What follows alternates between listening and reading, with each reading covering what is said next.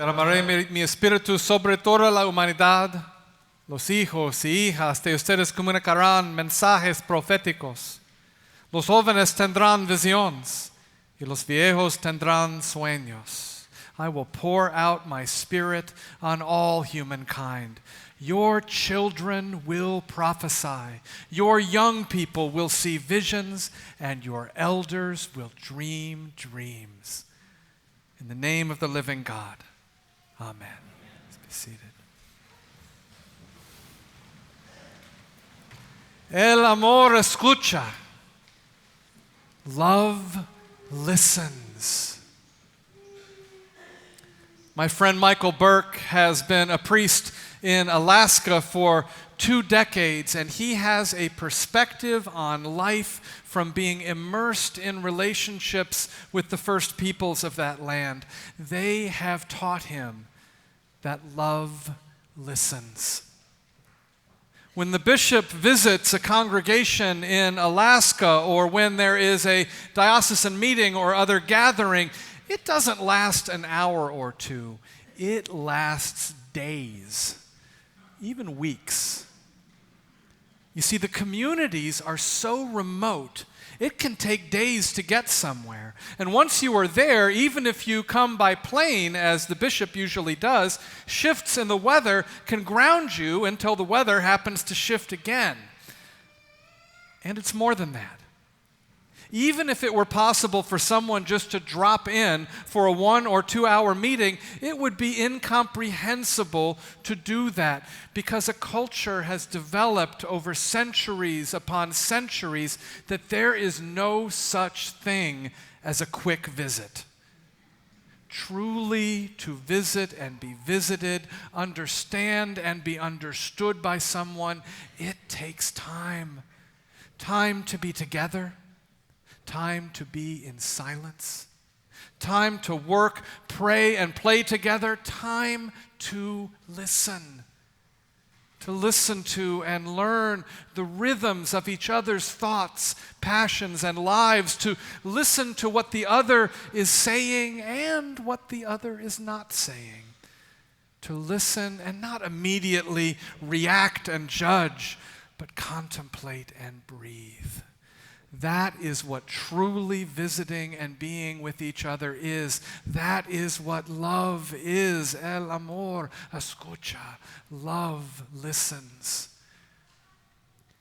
Last Sunday morning, I did church sitting on the bank of the Housatonic River in Connecticut. I was sitting with my friend Daniel, and at one point Daniel turns to me and says, "Listen, just listen.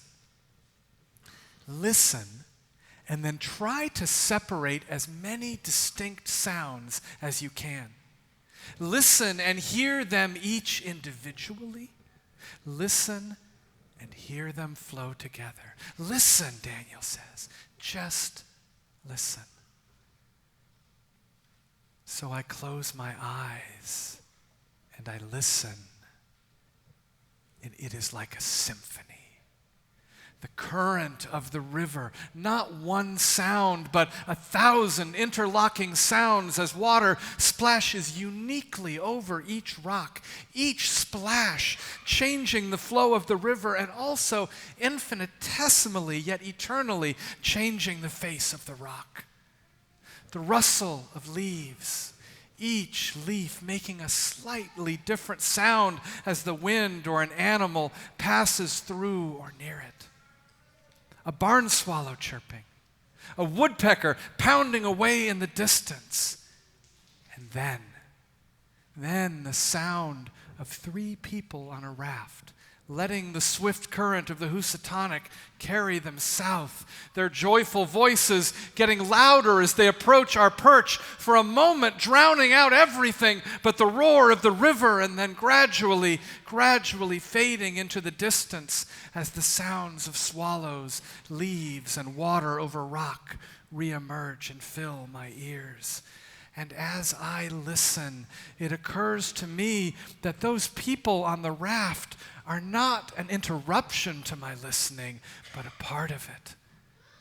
Love listens, and the people on the raft were a part of what my listening was trying to teach me about love. Love the river, love the swallow, love the leaf, love the land, love the people.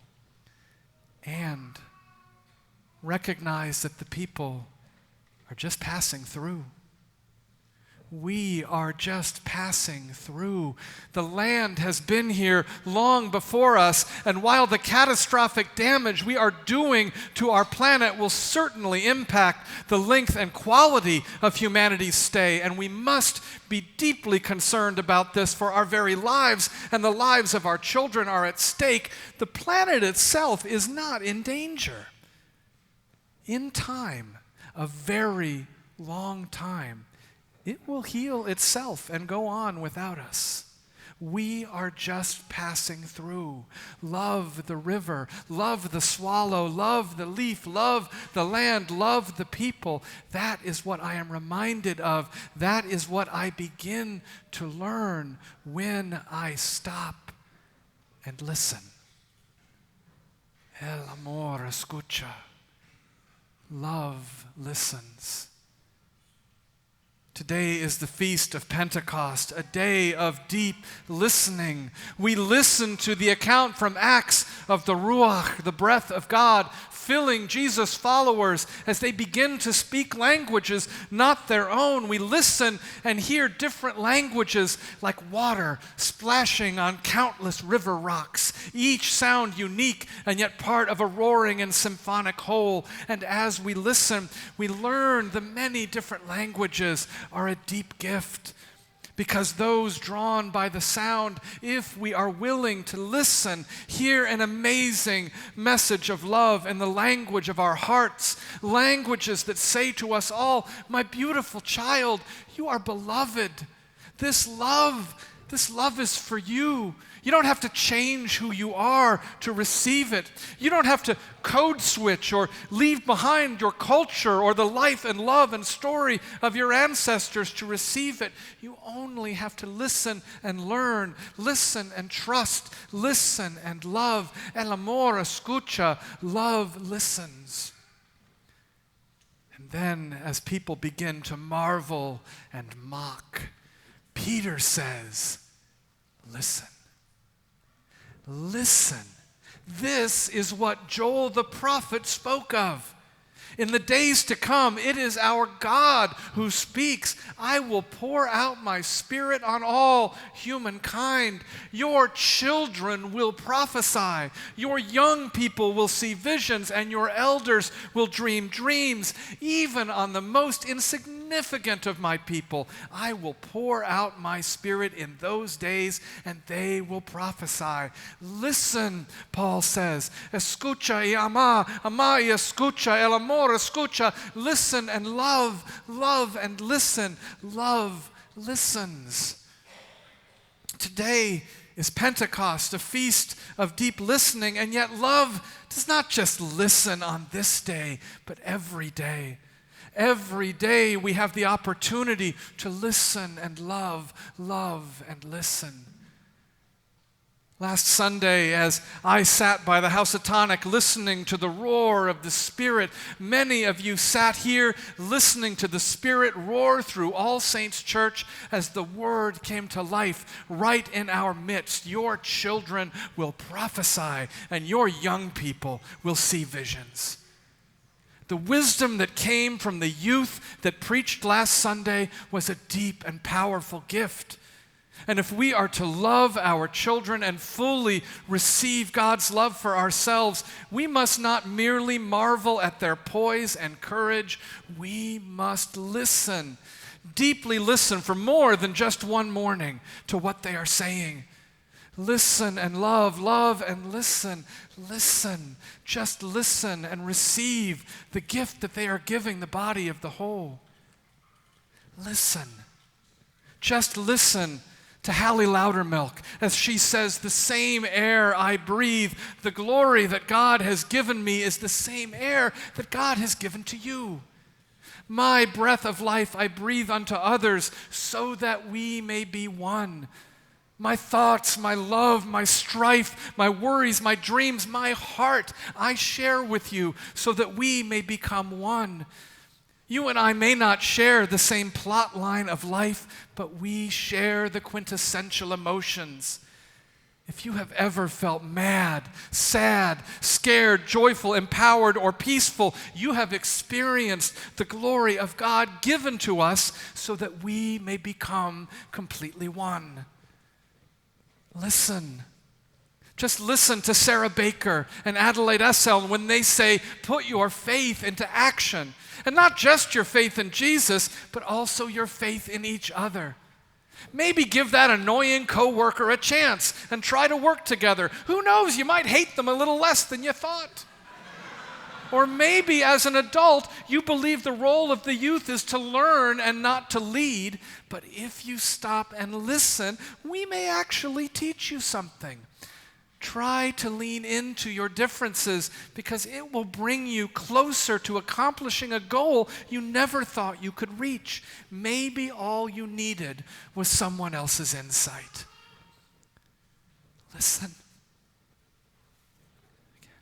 Just listen to Sarah Schultz when she says, the Spirit said anyone, black, white, straight, gay, cis, trans, come and drink the water. To those stuck in poverty and war in South America, the Spirit said, come. To the children torn away from their families at the border, the Spirit said, come. To the transgender soldiers in our military who only want to protect our country, the Spirit said, come. To the young girls who are told that boy on the playground pushed you down because he has a crush on you, the Spirit said, come, because that's not okay. To the young boys who are too afraid to ask for the Barbie in Target because of what their dad will say when he comes home, the Spirit said, come. To the empowered women who are reclaiming their time and going back to college to pursue what they want to do with their life, the Spirit said, come. To the wonderful people in Congress who are working their hardest to make sure our country stays on the path of the Constitution, the Spirit said, come. To the women in Missouri and Alabama and Georgia and anywhere in the South that is taking away the right to a woman's choice, the Spirit says, come, come and accept the gift of life-giving water. Because the Spirit knew that she had more than enough to share. Listen, just listen. Our children are prophesying. Our young people are seeing visions. Escucha y ama, ama y escucha, el amor escucha. Love and listen, listen and love. Love listens. Love calls us to listen. Love emerges as we listen. Love listens is actually a quote from Paul Tillich's extraordinary book, Love, Power, and Justice. Here's the larger passage. In order to know what is just in a person-to-person encounter, love listens. It is its first task to listen. No human relation, especially no intimate one, is possible without mutual listening. All things and all people call on us with small and loud voices. They want us to listen. They want us to understand their intrinsic claims, their justice of being. They want justice from us, but we can give it to them only through the love which listens. We all want to be heard passionately, desperately. And those of us with power will even consciously and unconsciously use our power to try to make sure we are heard by shouting louder than anybody else. Our children are prophesying. Our young people are dreaming dreams. They want us to listen. They want us to understand their intrinsic claims, their justice of being. They want justice from us, but we can give it to them only through the love that listens. Escucha y ama. Ama y escucha. El amor, escucha. Listen and love. Love and listen. Love listens. And that's not all. Michael Burke tells me that throughout the First Nations tribes in Alaska, there is a practice that, though it has no roots at all in the words of Joel and Acts, shows that the wisdom of those words is not the property of any one faith or culture, but is part of the deep wisdom of the universe. When the tribe gathers, the younger generations speak first. They name the challenges, fears, opportunities, and joys before the tribe. Their passion and prophecy, dreams and visions fill the space with the energy and urgency of their whole being. Space is given for them. The elders sit and listen. The elder generation speaks last. And their task is not to embrace or dismiss, to critique, rebut, or say, well, you know, in my day, this is what we did. Having listened deeply, the tribal elders speak, and when they do, they say two things.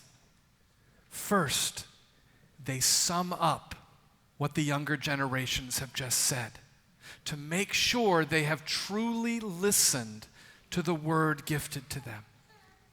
And then the elders, having listened and loved and listened, say, now, this is what the ancestors say.